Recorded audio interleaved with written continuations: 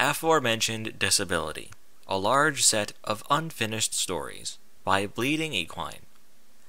Part 5, Chapter 14. Twilight realizes people masturbate to her. With 211 words. Twilight was sitting. This wasn't some natural type of way to sit.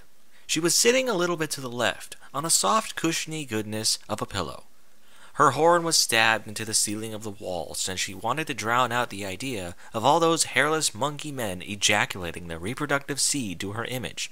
The very idea was enough to make her scream like a monkey, so I guess there was a similarity there. Twilight was agitated, shaking furiously, and trying her best to not break her composure.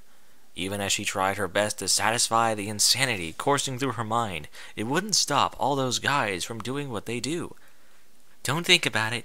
Don't, oh my goodness, please stop!" Her horn itched a bit, and a piece of ceiling fell to the ground, where the crack came from. Fear of falling to the ground wasn't enough to persuade her to get off the ceiling. The ground could wait. She needed a release from this revelation. Crick, crack! The dent up high was going to break.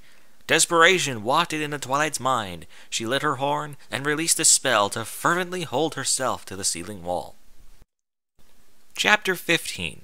Some edgy, artsy shit, with 300 words. The sound of nature resounded heavily throughout the woods. Little crickets chirping, birds singing, and the sun glowing up high in the sky. Twilight was sitting on a bench looking at a pond. She felt like drowning herself. What a twist, she would think to herself, for the story to become interesting. She knew that there was someone watching, reading little alphabets on a screen. She knew that she is a cartoon character in a little girl's show. It's weird to come to terms with that type of realization. Was she going mad or something? Where was the proof that such a thing is really happening? Staring into the pond, her reflection stared back at her. Her eyes lined with black from all the lack of sleep she was getting. It all made sense. No wonder she had no genitalia and did episodic things. No wonder she never did anything remotely adult. She never masturbates. She never tries to get with stallions, and no pony ever gets a gruesome death. Not once in Ponyville has there been a murder or suicide of any kind. It all seems a bit too fake. How is she supposed to have babies if she had no hole to push it out? This reality made no sense.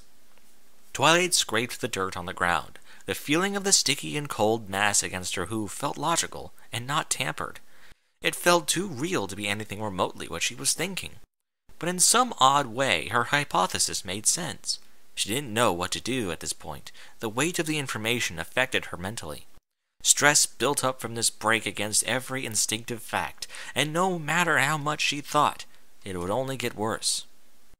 Chapter 16. Random Luna Story, with 345 words. The sun, shining, lit up on the very sky. Princess Luna basked in the raw energy that nourished the earth with so much light. She didn't need skin ointment or any powerful scented candle. All she had was the power of the sun currently bleaching her skin. Next to her was Pip, her favorite little colt, strapped to a beach chair by leather belts, wailing in agony. Luna smiled gleefully at her skin, burning to a crisp. She never felt so much ungodly pain in her entire existence. It was also quite hard to breathe in the empty expanse of space, but she knew this would make her disciple grow strong. "Ah, isn't this a wonderful time for a suntan? My sister sure has a powerful star, right, Pip?" said Luna as her skin flaked off her body.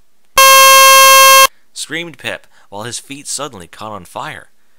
"That's the spirit, my little disciple. Look, we're nearing the sun's outer rays." Luna closed her eyes as the sun basically vaporized them both, their corpses turning into black mulch and soot.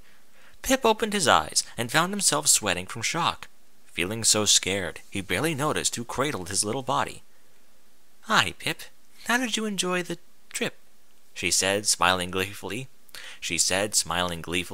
"Oh my, are you scared, my dear?